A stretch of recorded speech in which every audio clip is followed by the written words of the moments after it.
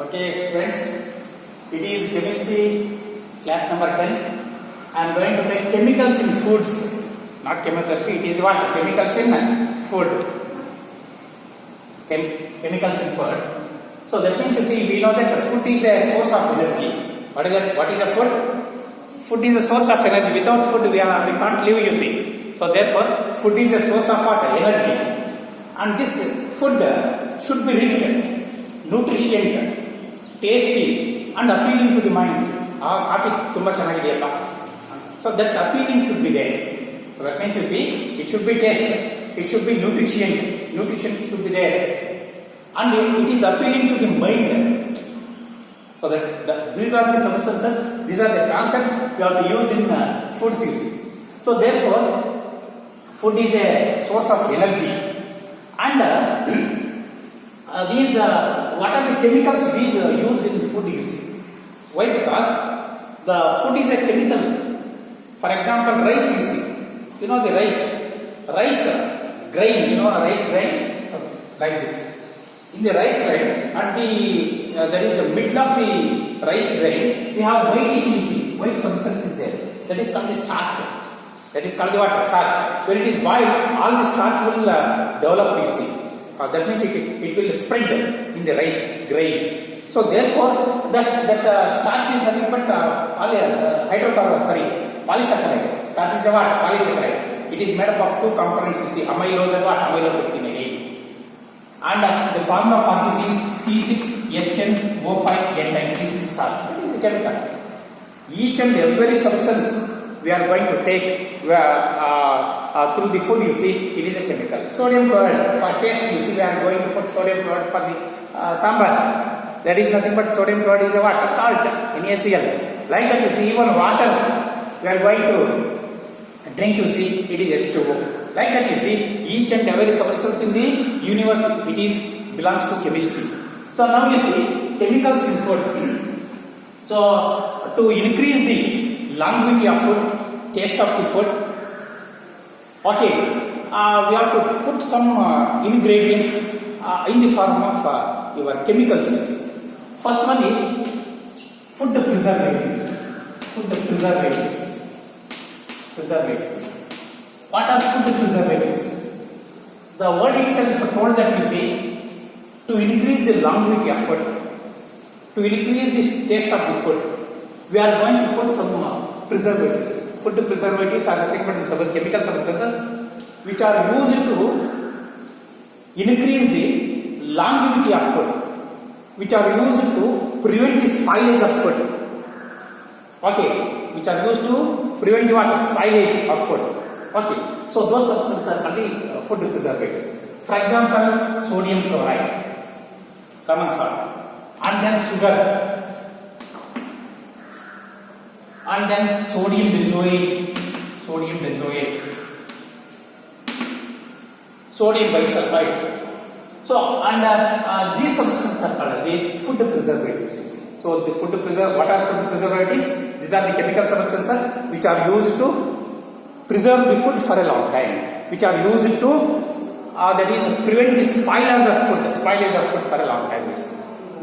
Okay, the meat is mixed with sodium chloride. The meat is mixed with sodium chloride, and it is kept for about 1 hour, 2 hours, 3 hours. You see, the meat does not spoil when you mix with the sodium chloride. That is how we can that is preserve the food. So next, second one is antioxidants. Antioxidants. What are antioxidants? Antioxidants are nothing but chemical substances which are used to prevent the oxidation of food. You see, the food may undergo oxidation as well as hydrolysis also.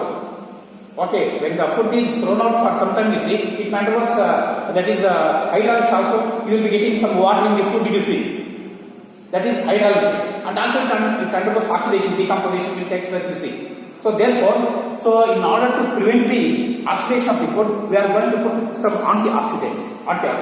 Those substances are called the antioxidants. Antioxidants are nothing but the chemical substances which are used to prevent the oxidation of food. Example is BHA, BHA, you see. What is BHA? Butylated hydroxyanisole. What is BHA? Butylated hydroxyanisole. What is BHT? Butylated hydroxytoluene. Butylated hydroxytoluene. Butylated hydroxy what? Anisole. These two important antioxidants. And then coming to the third one, that is artificial sweetness. Artificial sweetness. So these artificial sweeteners are nothing but the chemical substances or the substances which are generally used for diabetic patients. Which are generally used for what? Diabetic patients. Why? Because you see, diabetic patients are not at all put with sucrose, our common sugar, you see. Okay, so therefore, artificial, instead of sucrose or sugar, we are going to provide for those people only the artificial sweeteners. So therefore, what are artificial sweeteners? These are nothing but the substances, okay, which can give sweetness but not calories. That means they have got low calorific value, high sweet. Okay, that means you see, artificial sweetness can provide high sweetness but low calories. There is no calorific value. Such substances are called artificial sweetness. Important examples are, you see, so that is saccharin, SACCHARIN, saccharin. So it is about 505 times sweeter than your sucrose. Sucrose means sugar. If you put 1 spoon of sugar into the tongue, mouth, what is the sweetness we have? To that 550 times sweet is there for what? Saccharin. You remember, whatever the sweet produced by your sucrose or common sugar is 550 times more for saccharin. For this reason, you see, saccharin is 550 times more sweeter when compared to sucrose. Okay. And then second example is aspartame.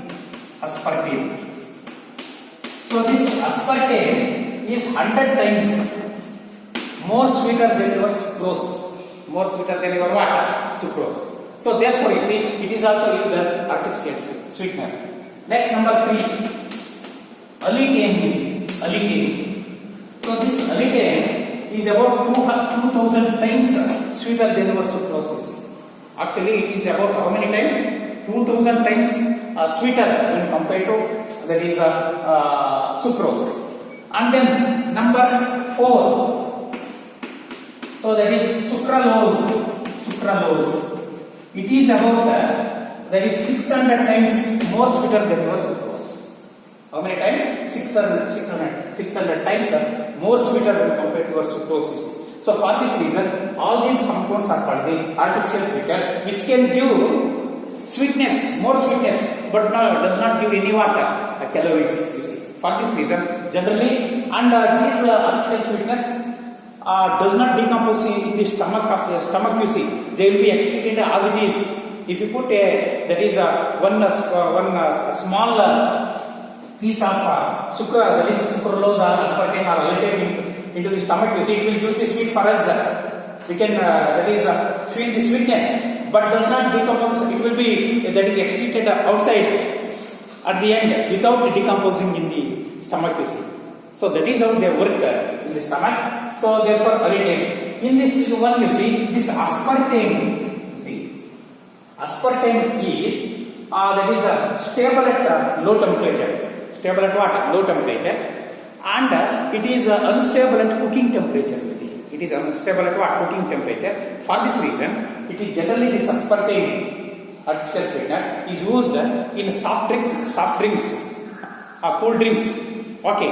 And for making soft foods, cool drinks, soft foods and what? Cool drinks. So that is one question. Maybe a question is asked in the last examination. You see, why this aspartame is used in cold foods and cold drinks, soft foods and cold drinks?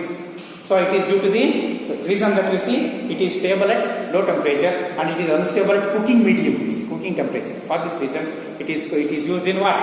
Soft drinks and what? Cold foods. Your bakery items, whatever you have, cake. Okay, bread cake, honey cake, whatever you call.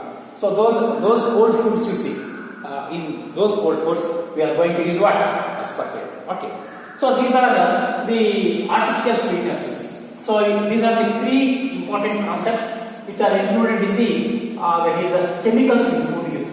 After that, next topic we have that is soaps and detergents. That is soaps, SOAP, soaps and detergents. Soaps and detergents.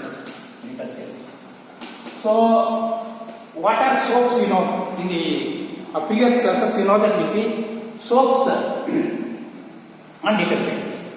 Soaps are nothing but the substances which acts as cleansing agents. You see, which acts as what? Cleansing agents. Cleansing agents.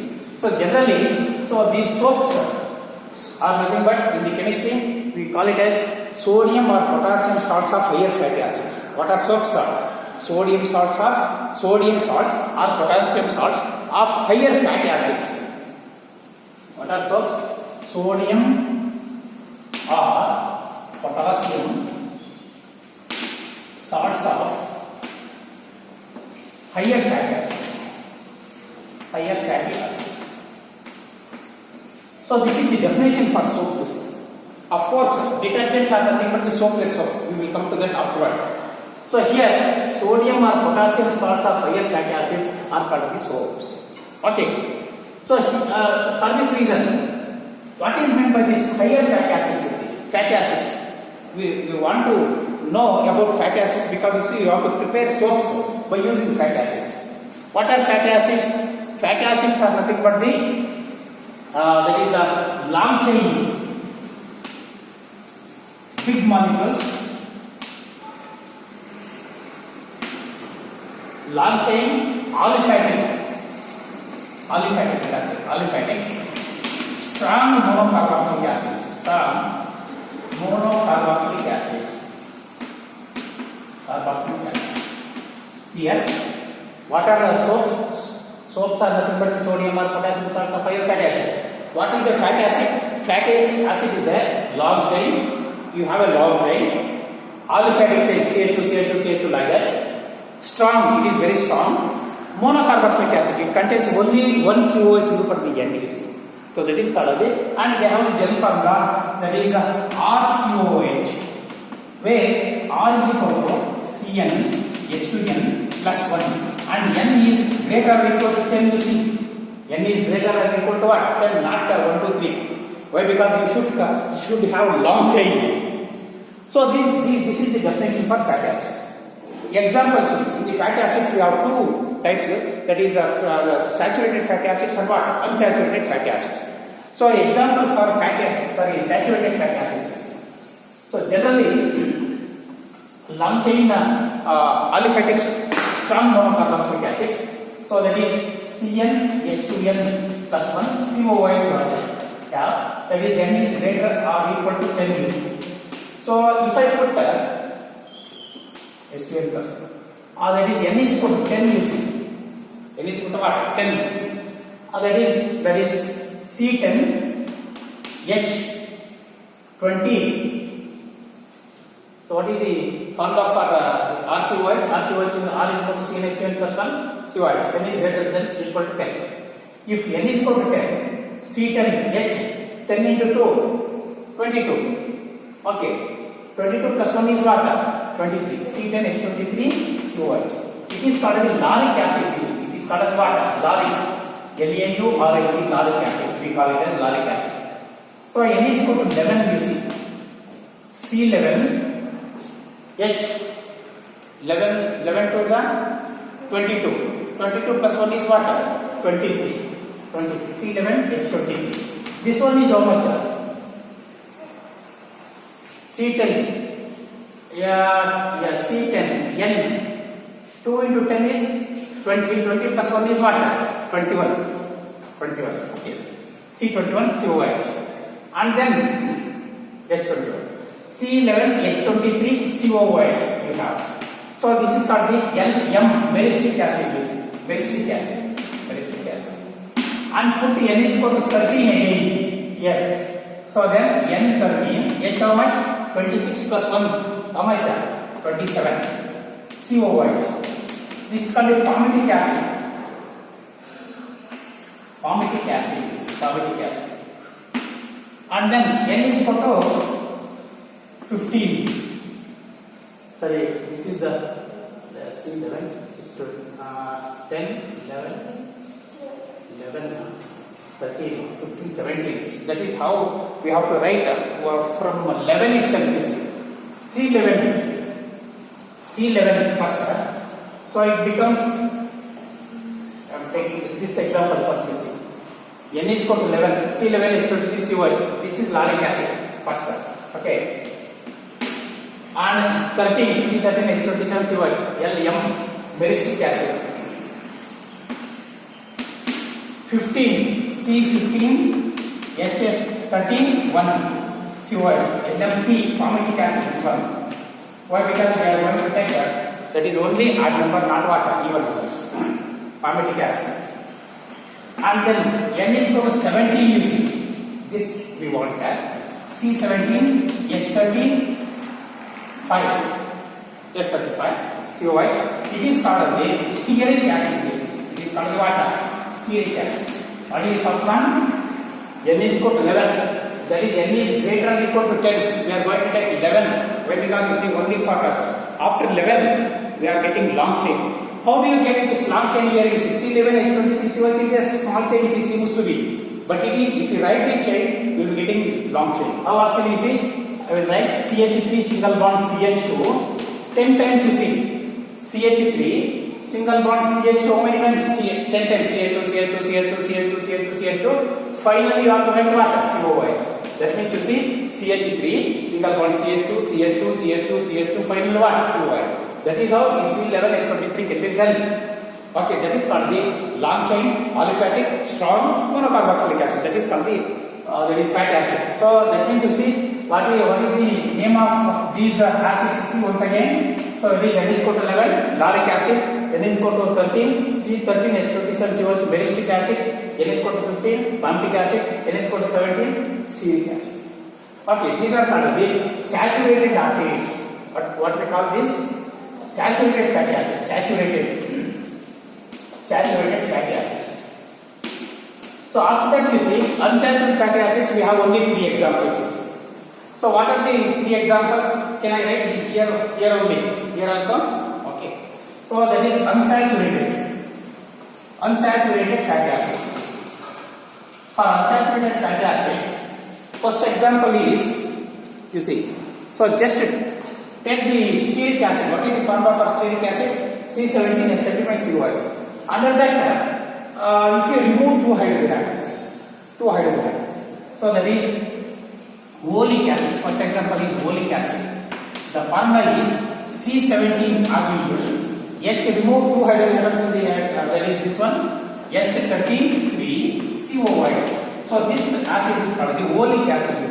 This oleic acid contains 2 hydrogen atoms less from the saturated, therefore it is unsaturated fatty acid. And then linoleic acid, second one, linoleic acid. In this one you see, remove another 2 hydrogen atoms from H33, it becomes H31. Okay, C17 H31 COOH. This is called linoleic acid. Third one is linoleic acid.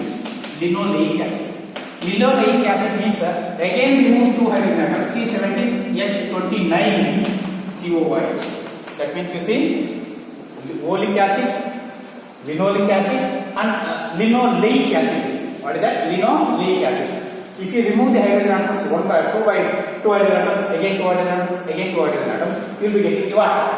That is oleic acid, linoleic acid, linoleic acid. These are called the unsaturated fatty acids.